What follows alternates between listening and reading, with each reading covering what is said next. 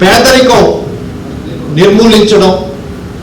సతీష్ గారికి, ఐఎస్ఓ జాతీయ ప్రధాన కార్యదర్శి అరుణ్ గారికి $4.5 మన భారతదేశ 95 అంటే $380. $380 ఉంది. కాబట్టి ఆ రకంగా చూసుకుంటే పని పాట 1 రోజుల పాటన్నా కనీసం ఉంటుంది అని అనుకునేవాడు. కానీ నిన్న ప్రైమ్లు, నెట్ఫ్లిక్స్లు ఇవన్నీ ఉన్నాయి కదా. ఇరాన్ మీద జరుగుతున్న దాడులు మనం చూస్తున్నాం.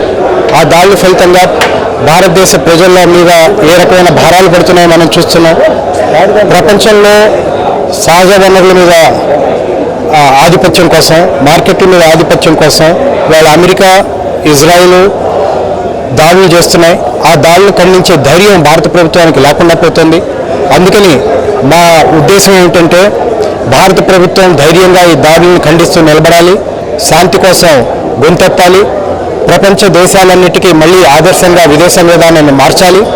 ఆ రకంగా ప్రభుత్వాన్ని మీద ఒత్తిడి తీసుకురావడం కోసం భారత ప్రజలందరూ ఐక్యంగా కదలాలి. దానికోసం ఇవాళ ఈ సదస్సుని నిర్వహించాం.